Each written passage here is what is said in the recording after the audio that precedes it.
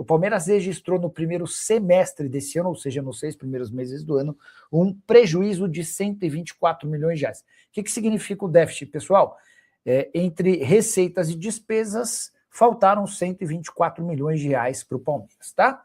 É importante registrar que o primeiro semestre para os clubes de futebol do país é pior do que o segundo. No segundo você recebe as premiações por competições, você recebe mais direitos de TV, mas a estimativa do Palmeiras era fechar o primeiro semestre com 19 milhões de reais de prejuízo e não 124 milhões.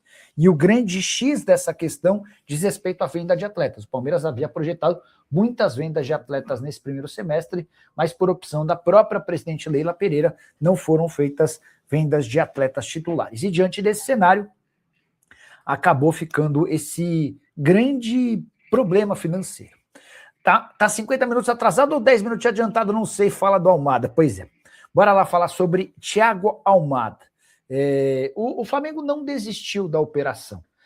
Ele não retirou a proposta. Acho que fica melhor assim. Ele não retirou a proposta. Mas a verdade é que o Flamengo já sabe que dificilmente vai conseguir contratar o jogador argentino. O Almada aceitou a proposta do River e o River só não anunciou porque ainda não tem acordo com o Atlético de Madrid. Só para vocês entenderem. São 3 partes, né? O Flamengo, o River e o Almada. 4. E o Atlético de Madrid. Flamengo, River, Almada e Atlético de Madrid. O Flamengo tinha acordo com o Atlético de Madrid, mas não tinha com o Almada. O Almada tem acordo com o River, mas não tem com o Atlético de Madrid. E, diante desse caos, a gente deve ter uma definição nos próximos dias. A verdade é que o não acordo com o Almada fez com que o Flamengo acelerasse uma informação que eu contei com exclusividade para vocês na semana passada, o interesse no Luiz Henrique, e daqui a pouco eu vou trazer mais detalhes, tá bom? O Felipe FLP85, o São Paulo pagou o mesmo Oban. Felipe, eu vou confirmar agora, mas só se foi questão de final da tarde para agora, né? Porque eu estava atrás dessa apuração e ainda não tinha qualquer confirmação. A expectativa é de que houvesse o pagamento até quinta-feira, tá? Essa era a última previsão do presidente Arrim Assis. E o São Paulo estava em busca de receitas antecipadas. Vamos ver se tem alguma atualização. Red Bull Bragantino retoma negociações com o Flamengo por Wallacian. O Massa Bruta esteve muito perto de fechar a contratação do atacante no início da temporada. Onde é que se pode ter saído isso? São Paulo, Transferban. Por falar em Transferban, cara, deixa eu só atualizar uma coisa maluca, né? Ó, o André Hernan. São Paulo acaba de fazer o pagamento de 6 milhões de reais da dívida da Lazio pelo Marcos Antônio e já informou a FIFA para tirar o Transferban. Então, ótima notícia, São Paulo paga a Transferban de quase 7 milhões e aguarda a FIFA para registrar reforço. Só para vocês entenderem, você faz o pagamento, o clube que recebe faz a comunicação, não adianta você pagar e avisar a FIFA.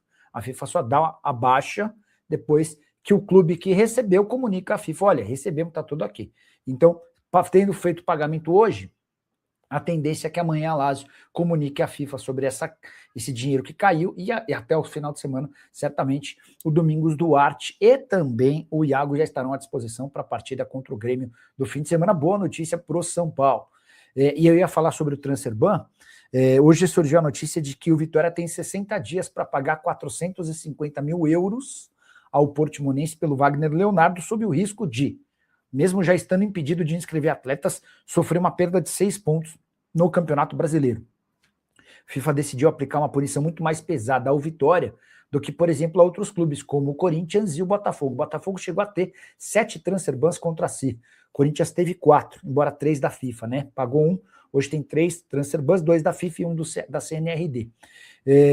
Mas com o Vitória a coisa foi diferente. Eu até mandei mensagem para uma fonte no Vitória para entender por que com o Vitória essa punição foi bem mais pesada. 60 dias para pagar essa dívida ou a perda de 6 pontos. E se não houver o pagamento depois, risco de rebaixamento. A pessoa não soube explicar, falou que era uma dívida antiga, que tem a ver também com um déficit, com uma dívida que o Grêmio tem com o Vitória. No final das contas, o Vitória promete fazer a quitação desses 450 mil euros nos próximos dias, tá bom? Tim Mazuca perguntando notícias sobre Ponta no Galo e o Ivan Roman na Laú. Existe uma chance grande de o Ivan Roman ser emprestado, né? A maior possibilidade dele hoje é sair para ganhar minutos, para jogar com mais frequência, para ganhar rodagem, para tentar voltar um pouquinho maior na próxima temporada. Acho um movimento absolutamente salutar. Tá? Sobre pontas não tenho nenhuma informação. O que eu posso contar para vocês é que o Fred hoje foi reserva na vitória do Fenerbahçe no jogo de ida da quarta fase da Pré-Champions. Só para abrir aqui em detalhes, ó, vitória do Fenerbahçe por 2-0 contra o Sturm Graz. O jogo aconteceu na Turquia, tá? E com alguns reforços que já estão à disposição, como, por exemplo, o Kanté e o Greenwood, que inclusive fez o segundo gol da vitória, o Fenerbahçe venceu o Sturm Graz, vitória boa, vitória confortável por 2-0. O Talisca ainda perdeu, o Talisca fez o primeiro gol, ainda perdeu um segundo gol relativamente fácil. E por que eu estou falando desse jogo? Porque Guendouzi, Kanté, Greenwood, Asensio e Arthur Koglu foram os homens do meio campo, com o Talisca à frente.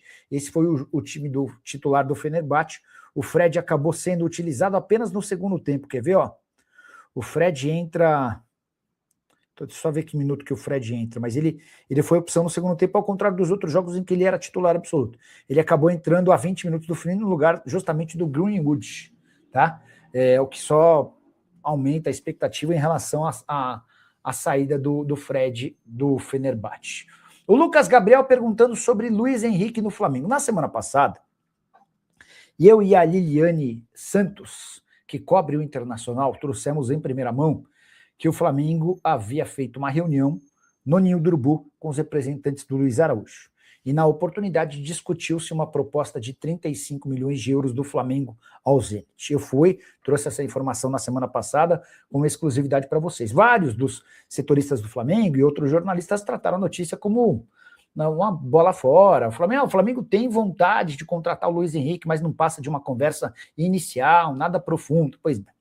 Aí, dias depois, o Flamengo foi jogar contra o Internacional e um dos representantes do Luiz Henrique esteve, mais uma vez, com o Boto na concentração. Outros jornalistas disseram, visita normal, absolutamente comum, não tem absolutamente nada. Pois bem, na manhã dessa quarta-feira, eu contei para vocês também, de novo em apuração com a Lili, que a coisa entre Flamengo e Luiz Henrique está acertada e que os representantes do atleta estão indo para a Rússia para tentar desenrolar com o time russo, com o Zenit, tá? A proposta é de 35 milhões de euros, são 30 milhões de euros à vista não, fixos, e mais 5 milhões de euros em bônus. E existe a expectativa de que o Zenit possa liberar o atleta nesse contexto, até porque o Luiz Henrique não quer jogar no Zenit, tá? O Flamengo tem pressa e gostaria de ter o Luiz Henrique até essa sexta-feira. Confesso que eu não sei se vai dar tempo, até porque o Zenit costuma ser chato pra caramba, mas é uma tentativa do Fla, tá bom? O Daniel Ack perguntando sobre o Sousa, se tem alguma atualização. Outra negociação super estranha que envolve o Vasco, né, cara? Putz, é foda se torcer pro Vasco, cara, é foda. Porque, cara, quando você acha que as coisas vão dar certo, até as coisas que parecem muito certas, por exemplo, o Sousa chegou a se despedir da torcida, nem participou do último jogo. O que consta, o que dizem na Argentina, e ninguém no Vasco responde, esse é um outro problema, é que o Vasco se comprometeu a pagar 2 milhões de dólares na segunda-feira e não fez. E aí o Sousa, que estava treinando, que nem treinaria mais, já havia se despedido, passou a treinar de novo com o restante do elenco. Enfim, aguardar as cenas dos próximos capítulos, né? O Gustavo R10, pergunte para o São Paulo por que recusaram uma baita proposta da Nilce para aceitar uma proposta abaixo da Ticketmaster. Por isso, merda de clube não melhora. Gustavo, essa foi outra informação que eu contei com exclusividade, né? Acho que foi num sábado passado que eu contei que na quinta anterior o presidente Arrim Assis havia se acertado com os representantes da Ticketmaster, que faltava apenas o acordo, a aprovação do Conselho Deliberativo. Por que a proposta de 250 milhões de reais da Ticketmaster num contrato de 5 anos foi aceita se a Nilce, que é responsável pela facial do estádio do Palmeiras, havia oferecido 500 milhões de reais? Porque a proposta da Nilce não poderia ser aprovada pelo São Paulo. Eles queriam o direito de território do Morumbi. Em outras palavras, eles queriam, entre aspas, ser os donos do estádio do São Paulo. Queriam o estádio do São Paulo como garantia. E o Estatuto do São Paulo não permite, tá? Então, essa proposta da Nilce não poderia passar. E essa foi uma informação que me foi confidenciada por alguém que tratou, que cuidou, que discutiu, tanto com a Nilce quanto com a Ticketmaster, tá? Então, acabou-se escolhendo a Ticketmaster nem tanto pelo valor, mas porque a outra proposta, que era muito melhor, era inviável, era do ponto de vista técnico,